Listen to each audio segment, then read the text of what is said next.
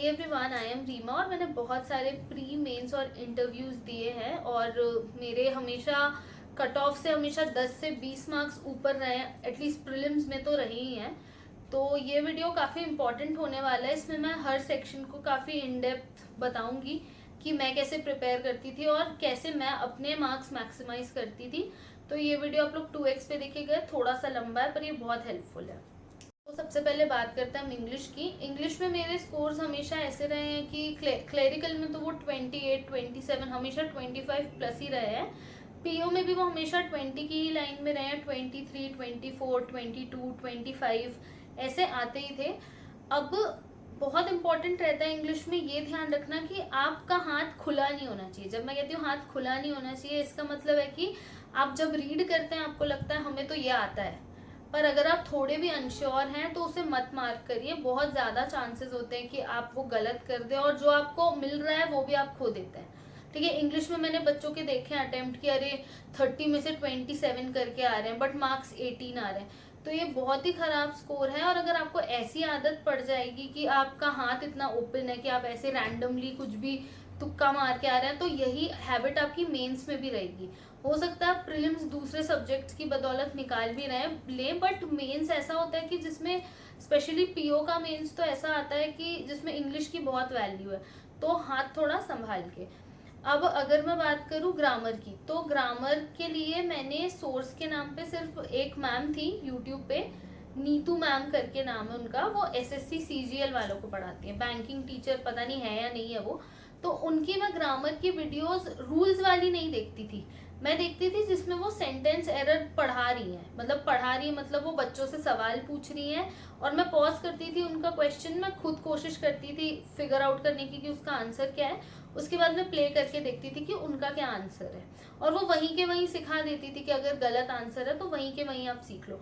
ये वीडियोस आप 2x पे देखेगा, उनकी 12-12, 15-15 घंटे की भी है। तो ये मैं रात को सोने से पहले करती थी कि 5-10 मिनट देख लिया, कोशिश करती थी हर रोज 10 सेंटेंसेस तो कर ही लूँ। अब आते हैं हम वोकैब पे। वोकैब में मैं किसी टीचर को फॉलो नहीं करती थी। बहुत सारे बच्चे पूछते भी आप किस टीचर को फॉलो करते थे इंग्लिश के लिए। इंग्लिश के लिए मैंने किसी टीचर को फॉलो नहीं किया, सिर्फ ग्रामर के लिए मैंने मैम की यूट्यूब वीडियोस देखी, वो भी जब वो पढ़ा रही होती थी कि सेंटेंस वो पूछनी है एरर के टाइम पे, उतना ही देखा। वोकैब के लिए मैं अपने नोट्स बनाती थी, ये रहे, इस ऐसे बहुत सारे हैं आगे पीछे काफी सारे पेजेस हैं, इसमें 1000 वर्ड्स के अराउंड है। तो ये मैंने कहाँ से ढूंढे और कैसे ढूंढे, ये वो वर्ड्स हैं जो आपके मॉक टेस्ट में आते हैं। ये मॉक टेस्ट के वर्ड्स हैं। क्विजेज आप देते हो, क्विजेज में जो टफ वर्ड्स आ रहे हैं, चाहे उनसे रिलेटेड आपसे सवाल पूछा हो इंग्लिश में या ना पूछा हो, हर सेक्शन, हर जितनी भी बार आप इंग्लिश का सेक्शनल देंगे एटलीस्ट 4 से 6 ऐसे वर्ड जरूर आएंगे।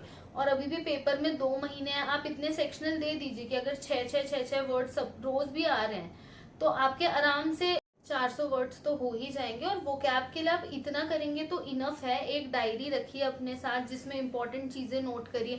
अगर आप कोई सेक्शनल में देखते हैं कि ग्रामर का कोई रूल है जो आपको नहीं बनता है ना, या आपको नहीं याद रहने वाला, तो इस डायरी में वो नोट कीजिए। ऐसी छोटी छोटी चीजों का ध्यान रखना बहुत जरूरी होता है, क्योंकि यही वो मिनिमम ऐसे माइनर डिटेल्स होती है जिनसे मार्क्स बनते और कटते हैं। अब थर्ड है reading comprehension. Reading comprehension prelims में तो काफी बेसिक लेवल का आता है, तो भी फिर भी ऐसा होता है कि पीओ में तो चलो थोड़ा टफ आ गया कि नहीं समझ आ रहा है, तो अब उसको ठीक कैसे करना है, उसके लिए हमको डेली रीड करना है। कुछ बच्चे एडिटोरियल पढ़ते हैं, आप अगर आपको एडिटोरियल पढ़ने की आदत नहीं है, एडिटोरियल बहुत टफ लगता है, तो आप कुछ आसान से शुरू करिए। आप कुछ ऐसा पढ़िए जिसमें आपको इंटरेस्ट हो, ताकि आपको डेली सिर्फ 5 मिनट पढ़िए बट डेली पढ़िए। और इंग्लिश के क्विजेस फ्री के आते हैं टेक्स्ट बुक पे, मैं देती थी और वो बहुत हेल्पफुल होते हैं। आप किसी भी ऐप के दे सकते हैं, बट क्विजेस देना बहुत इंपॉर्टेंट है। वो एक्यूरेसी इंप्रूव करते हैं, वो आपकी स्पीड डेवलप करते हैं। तो इंग्लिश के लिए इतना बहुत है। आते हैं मैथ्स पे। मैथ्स के लिए भी बहुत लोग पूछते हैं आपने किस टीचर को फॉलो करा प्रीलिम्स के लिए। मैंने ये बुक खरीदी थी, बहुत सारे लोगों को जानना था। ये बुक बहुत अच्छी है, इसमें क्वेश्चंस बहुत सारे नहीं है बट इसमें फॉर्मूलाज दिए हुए हैं, शॉर्टकट्स नहीं दिए हुए, बहुत डिटेल में चीजों को समझाया गया है। मैं नॉन मैथ बैकग्राउंड की थी और मेरी इस बुक ने बहुत हेल्प की। इसमें बहुत ज्यादा मटेरियल तो नहीं है बट पढ़ने के लिए बहुत अच्छी है, आपको समझ आ जाएगा इन डेप्थ में कि क्या है कैसा है। तो टीचर तो मैंने प्रीलिम्स के लिए नहीं फॉलो करे, बट ऐसा नहीं था कि मैंने कभी यूट्यूब रेफर नहीं किया। मुझे जैसे क्वाड्रेटिक को मुझे पता था ट्रिक चाहिए, इसमें वो ट्रिक नहीं दी है, तो मैं गई, मैंने लिखा यूट्यूब पे कि क्वाड्रेटिक इक्वेशन ट्रिक। तो आपको किसी भी पर्टिकुलर टीचर के साथ नहीं रहना है। आप पहली वीडियो देखिए, आपको नहीं बन रहा, आप दूसरी देखिए, नहीं बन रहा, तीसरी देखिए। जब तक आपको समझ नहीं आ रहा, आप टीचर स्विच करते जाइए। एक पर्टिकुलर टीचर के साथ स्टिक मत करिए। बहुत सारे बच्चे ऐसा करते हैं कि एक ही टीचर से पढ़ रहे हैं, फिर कह रहे हैं कि नहीं बन रहा है, तो आपको क्यों स्टिक करना है। यूट्यूब इतना बड़ा प्लेटफॉर्म है, उसको बहुत वाइजली यूज करिए। वैसे मैंने मैथ्स के लिए कोई सोर्स फॉलो नहीं करा, अर्थमेटिक वगैरह सब मैंने इसी बुक से करी है। मैं पीडीएफ डाउनलोड करती थी जो फ्री ऑफ कॉस्ट आती है। आप लिखिए नॉर्मल गूगल पे जाके IBPS clerical arithmetic questions, PDF आएगी, उसको डाउनलोड कीजिए, प्रैक्टिस करिए, उससे बहुत हेल्प रहेगी आपको। उनमें एंड में सोल्यूशंस भी दिए होते हैं, फ्री ऑफ कॉस्ट पीडीएफ्स होती हैं, वो प्रैक्टिस के लिए बहुत अच्छी है। फिर क्विजेस बहुत हेल्प करते हैं प्रैक्टिस में, क्योंकि आपको वो 3 मिनट देते हैं क्विज में और 5 क्वेश्चन देते हैं, तो इससे स्पीड बहुत इनहेंस होती है। मॉक टेस्ट देना बहुत जरूरी है, सेक्शनल मॉक देना बहुत जरूरी है। अब आ जाते हैं हम स्पीड मैथ्स पे। देखिए, जब मैं स्पीड मैथ्स की बात करती हूँ तो लोग जनरली अज्यूम करते हैं अरे आपको स्क्वायर याद होने चाहिए, क्यूब्स याद होने चाहिए, टेबल्स याद होने चाहिए। ये सब बहुत इंपॉर्टेंट है, मैं अग्री करती हूँ, पर जिनका सिलेक्शन होता है और जिनका नहीं हो पाता उनमें ये फर्क होता है, बहुत छोटा सा फर्क है, पर ये बहुत बड़ा फर्क, ये बहुत बड़ा डिफरेंस क्रिएट कर देता है कि वो बच्चे पेन पेपर बहुत कम चलाते हैं मैथ्स में। कम चलाते हैं इन द सेंस कि अगर आप किसी नॉर्मल बच्चे को कहो कि 37 इंटू 17 कितना होता है, तो पहले वो 37 लिखेगा, फिर नीचे 17 लिखेगा, फिर उसके बाद कैरी वैरी लगा के आपको आंसर बताएगा। बट आप एक बैंकिंग स्टूडेंट हो, आप एक इतने बड़े एग्जाम के लिए प्रिपेयर कर रहे हो, ऑल ओवर इंडिया में प्रिपेयर कर रहे हो, अपियर होने जा रहे हो, तो आपको पता होना चाहिए कि आप अपने मन में कैसे कैलकुलेट कर सकते हो। मैं अगर होती तो मैं 37 इंटू 17 को ऐसे करती कि 510 तो वही हो गया, फिर 119 वो हो गया। अब 510 प्लस 119 ऐड करना आसान है मेरे लिए, तो ये मेरा आंसर हो गया। अब ये मैं मन में भी कर सकती हूँ।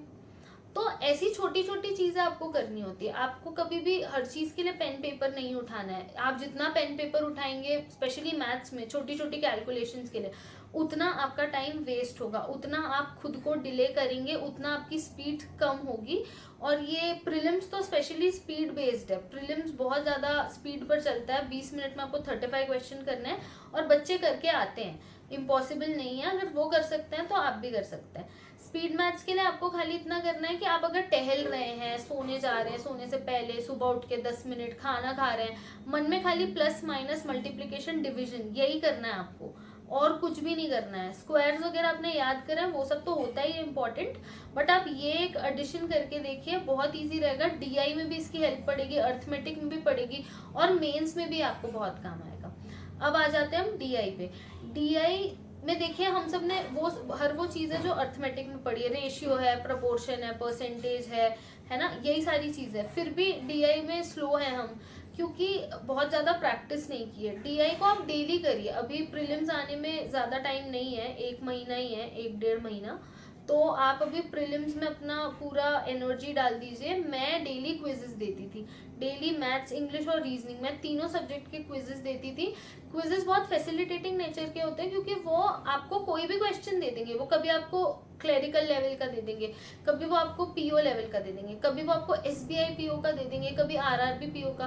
तो आपको नहीं पता आपके सामने क्या आ रहा है, तो आपकी फेमिलियरिटी बढ़ेगी। आप एक अनप्रिडिक्टेबल नेचर जो एग्जाम का होता है उससे थोड़ा सा वाकिफ होंगे, आपको थोड़ी आदत पड़ेगी। तो क्विजेस देना बहुत इंपॉर्टेंट है, क्विजेस को बिल्कुल भी स्किप नहीं करना है, स्पेशली मैथ्स में। मैथ्स में सबका सबसे बड़ा यही इशू है, एक्यूरेट तो है पर स्पीड नहीं है, स्पीड इसी से आएगी। क्विजेस दीजिए, स्पीड ऐसे इंप्रूव होगी। तो मैथ्स में मैं तो इतना ही करती थी, और अगर आप भी करेंगे तो आपको बहुत अच्छे रिजल्ट्स देखने मिलेंगे। बात है हम रीजनिंग पे। रीजनिंग में मैंने, ऐसा नहीं है कि एक भी टीचर को, देखिए पजल्स वगैरह तो मुझसे बन जाती थी, मैंने रीजनिंग के लिए बहुत ही लिमिटेड चीजों के लिए टीचर को फॉलो किया है। सेलॉग्स एक ऐसा टॉपिक था जो मुझे बहुत दिक्कत देता था, तो एक सर थे फील फ्री टू लर्न करके, उनके चैनल का नाम है फील फ्री टू लर्न, तो सेलॉग्स मैंने वहां से पढ़ा है। बाकी तो पजल्स वगैरह में मुझे ऐसी कोई दिक्कत नहीं आती थी, क्योंकि प्रीलिम्स की पजल्स ऐसे कि अगर आपको रीड करने में समझ आ रही है तो आपको खाली ऊपर नीचे रखना है, तो उसके लिए ज्यादा गाइडेंस नहीं चाहिए, खाली स्पीड की जरूरत है, वो क्विजेस आपको दे देगा। क्विजेज आप डेली करिए, स्पीड आपकी बढ़ जाएगी। सेक्शनल मॉक्स देना बहुत इंपॉर्टेंट है, क्योंकि 20 मिनट में चाहे वो किसी भी सेक्शन का हो, आप सारे सेक्शनल मॉक्स दीजिए। जितने भी फ्री लाइव टेस्ट आते हैं वो सारे देना बहुत ज़रूरी है, क्योंकि ये फ्री अपॉर्चुनिटी आपको एनालाइज करने का मौका मिल रहा है कि आप कहाँ स्टैंड करते हैं। ठीक है, रीजनिंग में खाली आपको ये ध्यान रखना है कि गलत पजल नहीं बनानी है। गलत पजल बना ली, एक बार रीचेक कर लीजिए, 2 क्वेश्चन कम करिए पर रीचेक कर लीजिए एक बार कि आपने पजल ठीक बनाई है या नहीं बनाई है, क्योंकि आपको लगेगा जल्दी जल्दी कि अरे सही बन गई, और फिर पता चलेगा कि 5 मार्क्स की पजल आपने अटेम्प्ट तो 30 करे थे, 5 मार्क्स की पजल पूरी गलत कर दी, अब 25 बचा आपका स्कोर, और जो 1.25 नेगेटिव हुआ वो तो हो गई। ठीक है, अब आपके मार्क्स बचे कुछ 23 के अराउंड। ठीक है, तो ऐसा नहीं करना है। रीजनिंग बहुत अच्छा सेक्शन होता है, अपने स्कोर को आप बहुत अपलिफ्ट कर सकते हैं, रीजनिंग के ही थ्रू बच्चे सिलेक्ट करते हैं। बच्चे थोड़ा बहुत इंग्लिश या मैथ्स में गड़बड़ कर सकते हैं, रीजनिंग में वो बहुत ज़्यादा एफिशिएंट होते हैं, चाहे वो पीओ की हो चाहे वो क्लेरिकल की हो। तो रीजनिंग के क्विजेस तो डेली देने हैं, बहुत बढ़िया रहेगा। अब आपको करना क्या है, जो भी आप क्विजेस देते हैं उनको एनालाइज करना बहुत इंपॉर्टेंट है। जब मैं कहती हूँ एनालाइज, मतलब कि क्या आपसे नहीं बना। कई बार ऐसा होता है कि बस टिक करने ही वाले थे पर छूट गया, है ना। तो अगले दिन आपको जाना है क्विजेस में, वापस चेक करना है। वैसे ही मॉक्स का करना है आपको, सेक्शनल मॉक्स जो भी आप देते हैं, कि आज आपने सेक्शनल मॉक दे दिया, अपने मार्क्स देख रहे, ठीक है, अगले दिन फ्रेश माइंड से उठिए, देखिए क्या क्या क्वेश्चन करना चाहिए था, क्यों नहीं बना, अगर छोड़ दिया तो क्यों छोड़ दिया, गलत हुआ तो क्यों गलत हुआ, और किसी को टाइम अगर इतना लग रहा है तो हमें इतना क्यों लग रहा है। ये सारी छोटी छोटी चीजें नोटिस करिए, नोट करिए, और इन पे काम करने की कोशिश कीजिए। तो प्रीलिम्स के लिए इतना बहुत है। मैं डिटेल्ड वीडियो एक और लेके आऊंगी जिसमें हम इन डेप्थ हर सब्जेक्ट के बारे में बात करेंगे। So stay tuned.